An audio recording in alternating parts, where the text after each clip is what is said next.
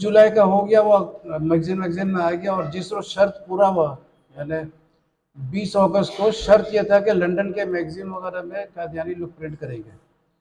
First time یہاں اردو میں گڑبڑ ہے تو ٹولریٹ کر لو. تو 20 اگست کو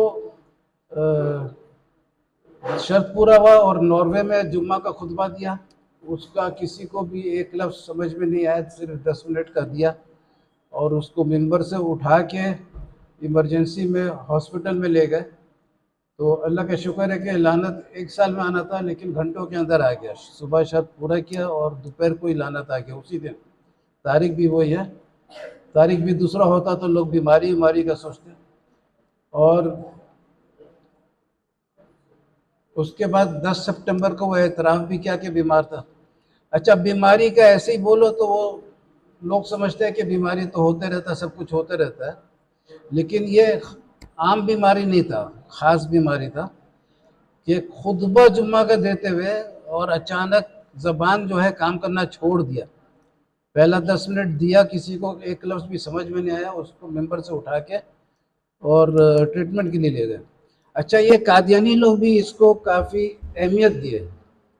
اہمیت دینے کا طریقہ یہ تھا ان کا کہ جو جتنا بھی فرائیڈے کا اس کا خطبہ ہوتا ہے سب ریکارڈڈ ہوتا ہے، لائیو ٹیلی کاسٹ بھی ہوتا ہے ٹی وی پر اور ریکارڈنگ بھی ہوتا ہے. لیکن 20 اگست کا جو خطبہ تھا وہ ان کے اپنے میگزین میں لکھا ہے کہ اس کا ریکارڈنگ نہیں ہوا. کیوں نہیں ہوا ریکارڈنگ؟ تو وہ انڈرسٹوڈ بات ہے کہ وہ اگر ریکارڈنگ کرتے تو اس کا لعنت جو برس رہا تھا وہ ذرا وضاحت کے ساتھ نظر آتا.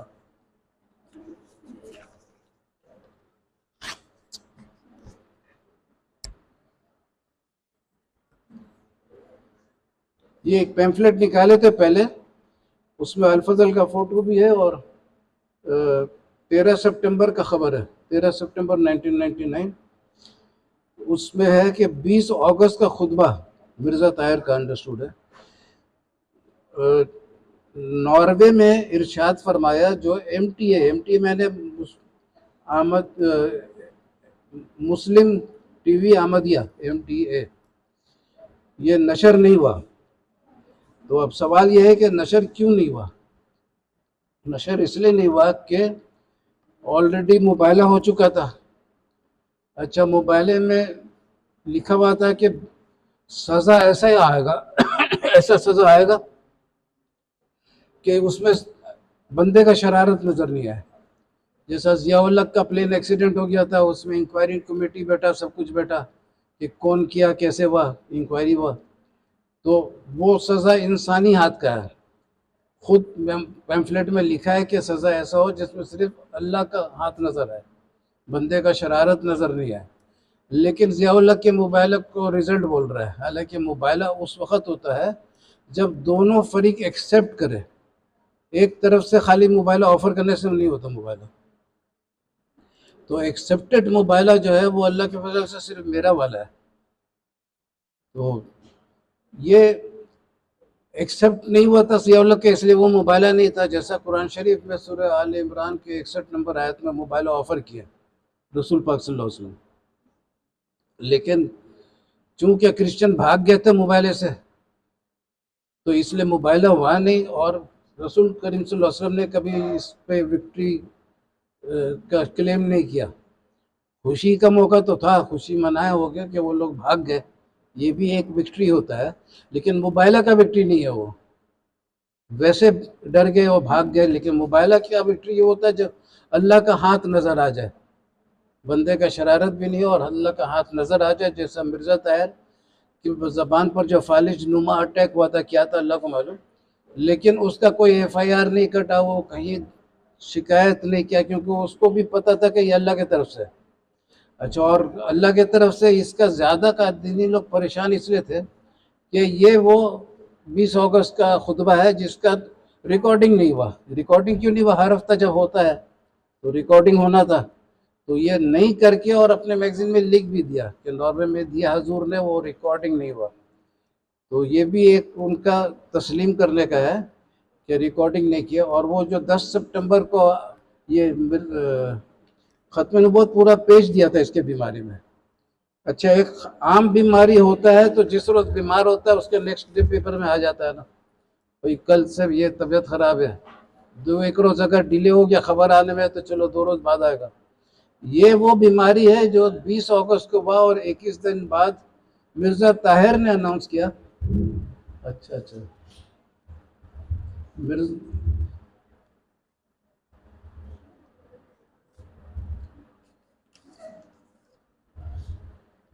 مرزا طاہر نے اناؤنس کیا کہ بیمار ہو گئے تھے اور اس کا پورا اسپیچ میں لایا ہوں. اور یہ ختم نبوت بھی وہ تو 21 دن بعد بتایا کہ بیمار تھا, لیکن ختم نبوت کے میگزین میں نومبر میں چھپا. عام بیماری ہوتا تو 2 مہینہ بعد کوئی خبر تھوڑی چھاپتا ہے کہ بھائی وہ ایسا ہو گیا تھا ویسا ہو گیا تھا. ضرور کوئی خاص بیماری تھا جو 2 مہینہ بعد بھی اس کا خبر آیا. یہ نومبر کا ایشو ہے اور 20 اگست کو بیمار پڑا تھا اور اس کا یہ پورا خبر دیا ہے ختم نبوت, ایسا لکھا ہے.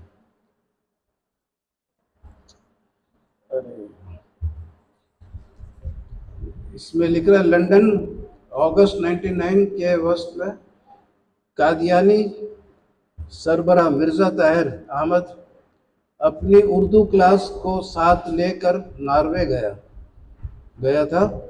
وہاں جمعہ کا خطبہ دیا جو صرف 10 منٹ کا تھا, مگر ایک لفظ بھی کسی کے پلے نہیں پڑا. ایسا لگتا تھا کہ جیسے اس ملعون کی زبان پر فالش کا گرا ہوا ہے. اور اس کا ہیڈنگ ٹائٹل پہ بھی دیا ہے مرزا طاہر کی بیماری کا خبر. اچھا اس کو اسی وقت ایمرجنسی میں لنڈن لایا اور لایا گیا. 9 سپٹمبر تک وہ کسی ایک نماز کے لیے بھی باہر نہیں آیا اور نہ ہی کسی نے اس کو دیکھا. بس کافی دنوں تک وہ اپنی لعنتوں کے نتیجے میں خدا کے غضب کا شکار رہا. اور اس کے بعد پھر 10 سپٹمبر کا خبر اس میں ہے مرزا طاہر کی طرف سے. 10 سپٹمبر کو مرزا طاہر نے ٹی وی نے بڑی مشکل سے کچھ باتیں کی. مشکل سے کی لیکن سمجھ میں آ رہا تھا, جو لوگوں کو سمجھ میں آ رہا تھا تو سمجھ میں آ رہا تھا لیکن تھوڑا مشکل ہوتا تھا اس لیے کہ وہ طبیعت خراب تھوڑا بہت تو تھا. اثرات پہلا دن آیا تھا لیکن اتنا مشکل نہیں تھا, میرے کو بھی سمجھ میں آ گیا. اچھا مگر یہ 21 دن بعد, یہ بیماری کا ویڈیو نہیں ہے, یہ 21 دن بعد جب کچھ بہتر ہوا تو آ کے اسپیچ دیا. تو الفضل کے مطابق مرزا طاہر نے کہا گزشتہ کچھ عرصے سے مسجد میں نماز پڑھنے کے لیے حاضر نہیں ہو سکا. اس کی وجہ کچھ ذہنی طور پر پریشانیاں تھیں جس کی وجہ سے دماغ میں وضاحت کے ساتھ بیان کرنا مشکل ہوتا تھا. اس مرتبہ بھی خطبہ کسی اور نے دیا, نماز کسی اور نے پڑھایا. تو یہ اللہ کا شکر ہے کہ یہ اتنا بڑا بیماری تھا کہ 2 مہینہ بعد ختم نبوت نے بتایا اور قادیانی لوگ بھی 21 دن بعد بتائے اور ریکارڈنگ بھی نہیں کیا. جتنا جمعہ اور تھا اس کا تو ریکارڈنگ ہوا تو, لیکن اس کا ریکارڈنگ نہیں ہوا. تو چلو ریکارڈنگ تو اب دنیا بھر میں کافی پھیل گیا ہے.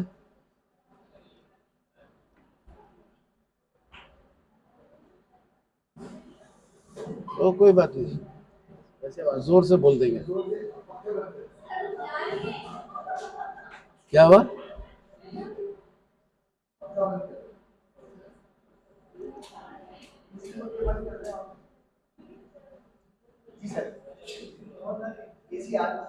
ہاں ہاں, کب بنا اے سی؟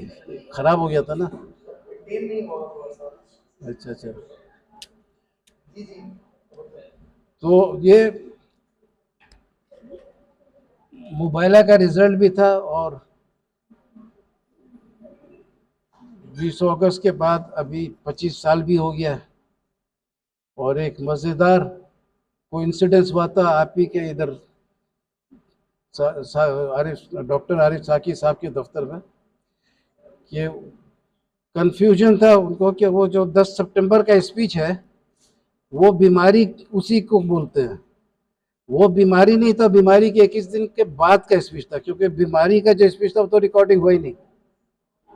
تو اس کا وہ ثبوت مانگے تھے، تو میں اسی دن گھر میں جا کے ثبوت نکالا. تو بڑے مزے کا پوائنٹ ملا اس میں کہ ساکی بھائی سلور جبلی کا بات کرتے رہتے تھے اور اسی سلسلے میں مانگے بھی تھے.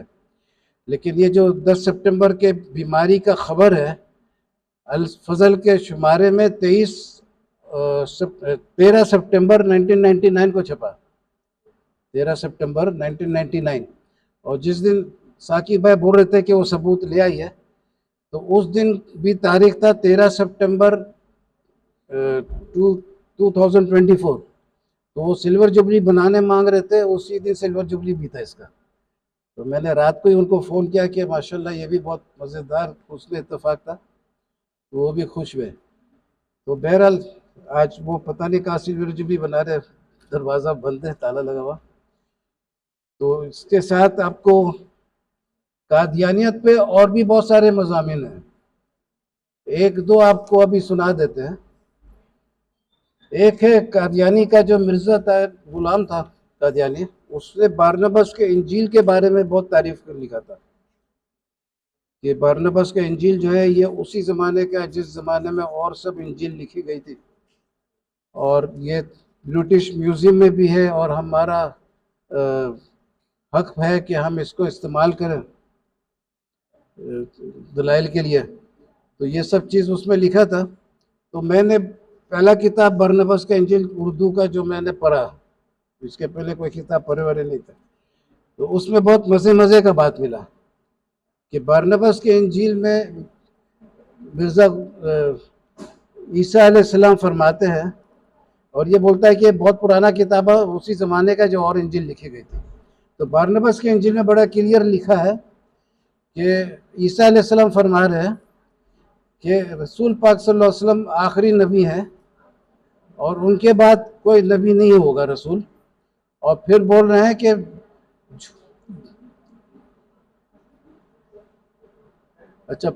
کہ جھوٹے نبی بہت آئیں گے.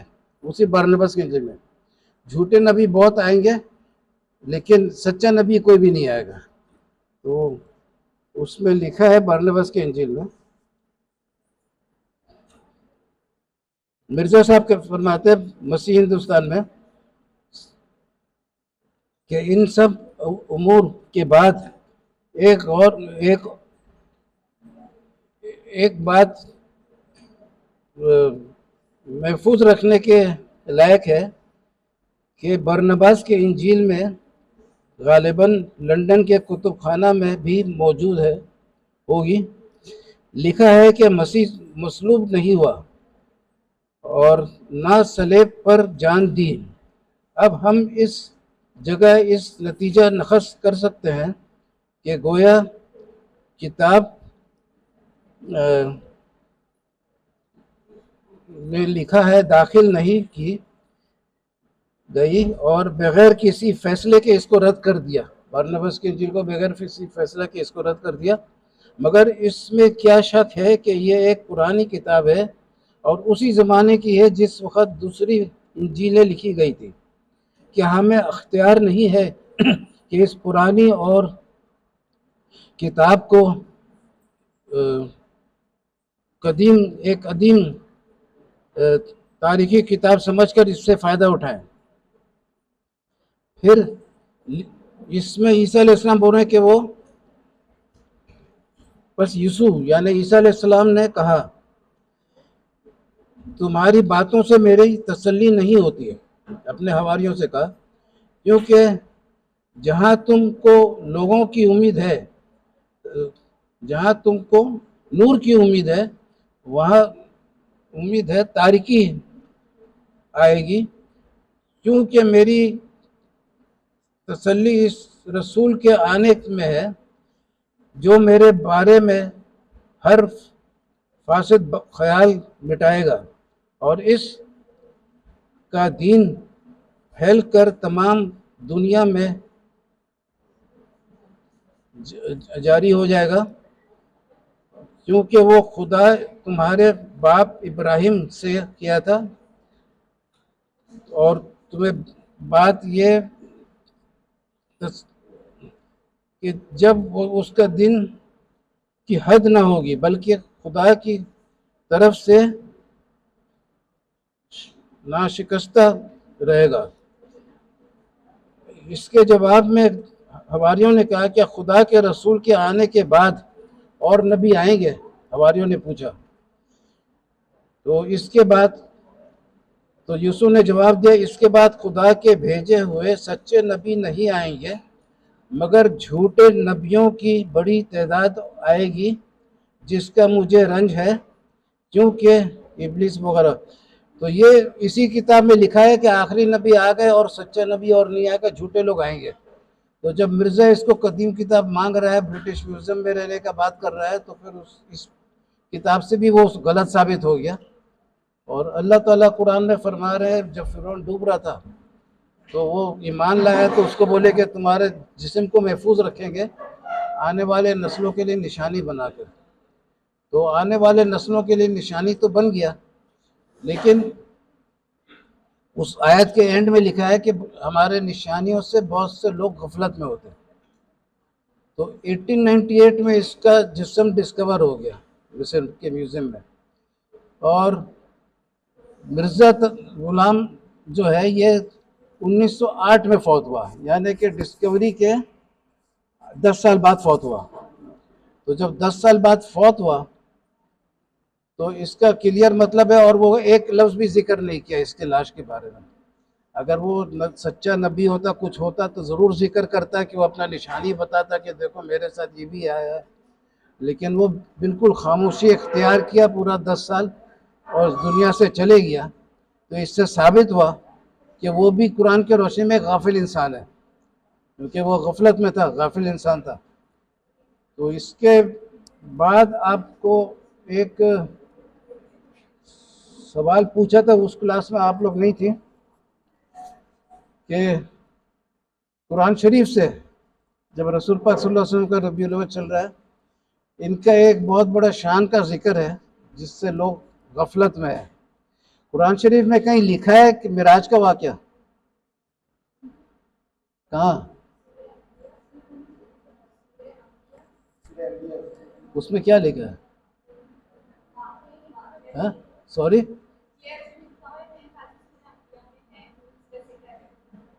معراج کا یعنی آسمان پہ جانا، وہ جس آیت سے لے رہے معراج پہ جانے کا۔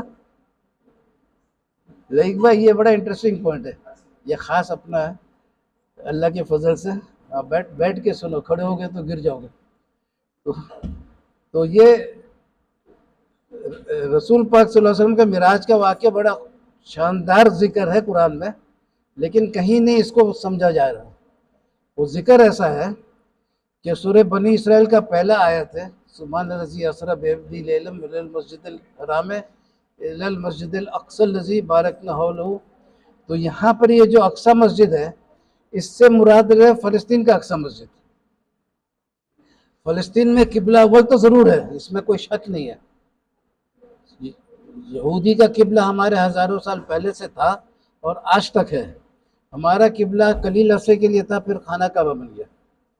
تو قبلہ اول وہی ہے، یہودی کا بھی اور ہمارا بھی۔ لیکن اس مسجد کا نام اقصی نہیں ہے، اس مسجد کا نام ہے ہیکل سلیمانی، اور انگلش میں بولتے ہیں ٹیمپل آف سولومن۔ اس کے بانی تھے سلیمان علیہ السلام۔ تو اس کے یہ جو مسجد ہیکل سلیمانی ہے، اس کو مسجد اقصی نہیں بولتے ہیں۔ اور اقصی کے معنی ہے دور، پہلا آسمان اقصی ہے، لیکن الاقصی نہیں ہے۔ مسجد میں جو لفظ ہے الاقصی، الاقصی کے معنی ساتواں آسمان میں، ساتواں آسمان سب سے دور ہے، وہ الاقصی ہے۔ پہلا آسمان اقصی ہے۔ قرآن شریف میں اور بھی چیزوں کا ذکر وجاء من اقصی المدینہ تھی، لیکن جو ساتواں آسمان ہے الاقصی وہ ہے۔ الاقصی کے معنی سب سے دور۔ پہلا آسمان بہت دور ہے، سب کے لیے بہت دور ہے، لیکن الاقصی نہیں ہے، کیونکہ الاقصی ساتواں آسمان ہے۔ تو یہ مسجد الاقصیٰ کا جو سورہ بنی اسرائیل میں ذکر آ رہا ہے، یہ وہ مسجد ہے جو 7ویں آسمان میں ہے، اس کا نام ہے بیت المعمور. وہ بیت المعمور ہے، اور اس کا معمور کے معنی بھی جہاں سب جمع ہوتے ہیں. اور یہ فرشتوں کا کہ سمجھیے 70,000 فرشتے روزانہ آتے اور اپنے لیے وہ برکت حاصل کرتے. اس میں جو برکت کا لفظ آتا ہے نا، تو وہ زیتون اور پتہ نہیں کیا کیا بول دیتے. یہ فرشتے لوگ اس کا برکت حاصل کرنے آتے ہیں. اور یہ پوائنٹ جو فرشتوں کا جو ہے، یہ وہ فوٹوگرافر کا پوائنٹ ہے، کیونکہ وہ اس کے پہلے قرآن شریف میں جو ہم کا صیغہ ہے بار بار آتا ہے نا، تو اس کو سب سمجھتے تھے اللہ عزت کے لیے استعمال کیا. تو ایک آدمی کرسچن بن گیا تھا، اور وہ ایک کتاب بھی لکھا کیوں کرسچن بنا. تو اس کا ایک پوائنٹ تھا کہ اللہ ایک ہے تو ہم کیوں بولتا ہے بار بار. ہم کے میں نے جمع میں بولنا تھا، جیسا موسیٰ علیہ السلام کے ساتھ جب ملے، اننی انا اللہ، اننی انا ربک، یعنی میں ہی رب ہوں، میں ہی الہ ہوں، میرے سوا کوئی معبود نہیں. تو یہ کتاب میرے کو دیا کہ اس کا جواب دو.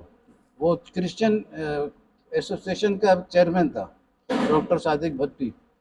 تو میں یہ کتاب لے کے، پھر وہ اعتکاف کا زمانہ تھا تو میں مسجد میں تھا، تو 2 کاغذ لیا. ایک کے اوپر میں تو اردو نہیں جانتا، تو انگلش میں لکھ رہا تھا وی اور آئی. تو اس کے بعد وی والا آیت بھی جمع کر رہے تھے، خالی وہ لکھ دیتے، آیت نمبر لکھ دیتے، غور نہیں کرتے تھے کہ جب جمع ہو جائے گا تو پھر غور کریں گے ایک ساتھ. تو تھوڑا 25 صفحہ پڑھا تو وہ پورا پیج بھرنا شروع ہو گیا وی والا. تو میں نے بولا پہلے اس کو دیکھ لو، ورنہ تو یہ اتنا زیادہ بڑا ریسرچ ہو جائے گا کہ ایک قرآن کی جگہ 2 قرآن ہو جائے گا. تو میں نے وہ پہلے 25 صفحہ کو دیکھا کہ اس میں کوئی رخ ملے. ایک بہت اچھا رخ مل گیا. 125 نمبر آیت ہے سورہ بقرہ کا. اس میں اللہ تعالیٰ فرما رہے ہم نے آرڈر دیا، شارٹ میں بتا رہا ہوں، ہم نے آرڈر دیا میرے گھر کا صفائی کرو. آرڈر کس نے دیا؟ ہم. اور کیا صفائی کرو؟ میرے گھر کا صفائی کرو. گھر کو ہمارا گھر نہیں بولا، اور میں نے آرڈر نہیں دیا، ورنہ بولنا تھا میں نے آرڈر دیا میرے گھر کا صفائی کرو، یا ہم نے آرڈر دیا ہمارے گھر کا صفائی. اس لیے کہ ابراہیم علیہ السلام سے اللہ تعالیٰ ہم کلام نہیں تھے، فرشتوں کے ذریعے آرڈر دیا. تو ادھر میں بولا ہم نے آرڈر دیا، کیونکہ وہ فرشتے آرڈر دے رہے تھے. تو ہم نے آرڈر دیا میرے گھر کا صفائی کرو. بولنے والا بھی اللہ ہے، کیونکہ میرا بول کے پتہ چل گیا، کیونکہ بہت ہم ایسا ہے جس میں اللہ ہے ہی نہیں. مثلا ہم نازل نہیں ہوتے لیکن اللہ کے حکم سے. اور ایک اور آیت ہے 164-65 نمبر سورہ صافات کا، ہم صف میں کھڑے ہیں، ہم سب کے ذمہ کام ہے، اور ہم سب اس کی تسبیح کرتے ہیں، اللہ کی تسبیح کرتے ہیں. تو یہ ہم بھی اللہ تو نہیں ہوگا نا، اللہ کی تسبیح کرنے والے ہیں. یونس علیہ السلام مچھلی کے پیٹ میں چلے جاتے، تو ہم لوگ بولتے ہیں کہ ہم نے یونس علیہ السلام کو مچھلی کے پیٹ سے اس لیے نکالا کہ وہ اللہ کو بہت یاد کرتا تھا. تو وہ نکالنے والا بھی ہم ہے، وہ اللہ نہیں ہے. اسی طریقے سے ہم لوگ ہمیشہ سمجھتے ہیں کہ اللہ تعالیٰ شریک سے زیادہ قریب ہے. یہ ایسا نہیں ہے. اللہ تعالیٰ تو شریک سے بھی زیادہ قریب ہے، لیکن اللہ کے یہ کارندوں کے بارے میں بات ہو رہا ہے کہ ہم شریک سے زیادہ قریب ہے. جب اللہ کا ذکر آتا ہے تو اللہ تعالیٰ دلوں کے بھیدوں تک سے واقف ہے، وہ اور قریب ہے. شریک سے بھی، شریک تو ادھر ہے، چلو 6 انچ 1 فٹ جو بھی فاصلہ ہو، میرا کم ہوگا لیکن بھائی کا زیادہ ہوگا، لیکن وہ اللہ تعالیٰ بھیدوں تک سے واقف ہے. پھر ایک آیت ہے کہ وہ دن قیامت کا آنے والا ہے جس دن ہم متقی لوگوں کو مہمانوں کی طرح رحمان کے حضور پیش کریں گے. یہ بھی کوئی اور گیا نہیں، مریم سورہ مریم کا 85 ہے. پھر ہم لوگ بولتے ہیں انا للہ و انا الیہ راجعون، اللہ کی طرف سے آیا تھا، اللہ کے پاس چلے گیا. بالکل مفہوم تو اس کا صحیح ہو جائے گا، لیکن پوائنٹ یہ ہے کہ وہ جب مرتا ہے آدمی تو اللہ کے پاس نہیں جاتا ہے. اللہ کے کارندے 80 نمبر آئے تھے شاید سورہ مریم کا، کہ تم جب مرتے ہو تو ہمارے پاس اکیلے اکیلے آتے ہو، ہم تمہارے وارث ہوتے. پھر قیامت تک ان کے وارث رہتے، وہیں رہتے. قیامت کے دن جب قبر سے لوگ اٹھیں گے تو 95 نمبر آیت میں ہے کہ اللہ کے پاس اکیلے اکیلے ہر کوئی حاضر ہوگا. تو وہ جو شروع میں جاتا ہے وہ بھی اللہ کے پاس ہے مفہوم، اس لیے کہ وہ اللہ کا بادشاہت ہے. ادھر شیطان تو ہے نہیں جو بہکائے گا، بس وہ صرف اللہ کا حکومت چل رہا ہے. اور 95 نمبر آیت میں ڈائریکٹ اللہ کے پاس جا رہے حساب کتاب کے لیے، تو وہ آیت نمبر 95 میں ہے.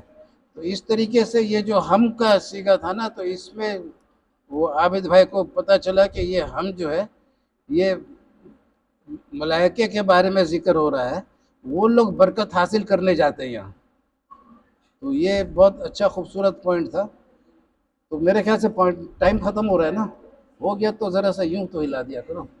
تو اب میں آپ لوگ کو اللہ حافظ.